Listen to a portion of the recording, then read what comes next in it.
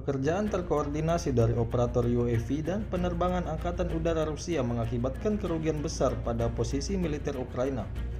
Rekamannya ramai beredar di media sosial Telegram pada Rabu, 11 September 2024. Sekeras apapun usaha kelompok militer Ukraina untuk bersembunyi, militer Rusia akan terus menemukan posisi mereka.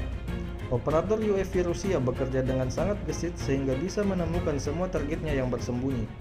Setelah berhasil mengidentifikasi posisi musuhnya, militer Rusia langsung melepaskan bom FAB di titik yang ditargetkan.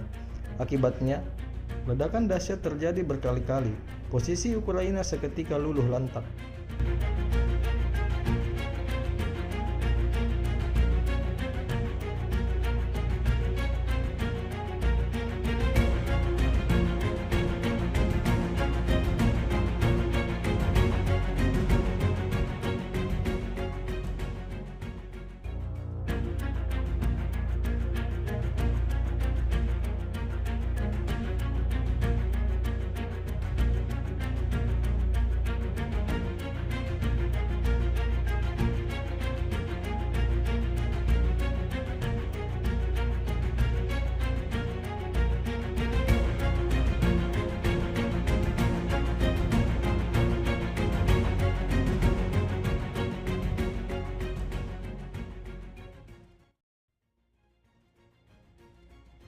Download Tribun X sekarang, menghadirkan lokal menjadi Indonesia.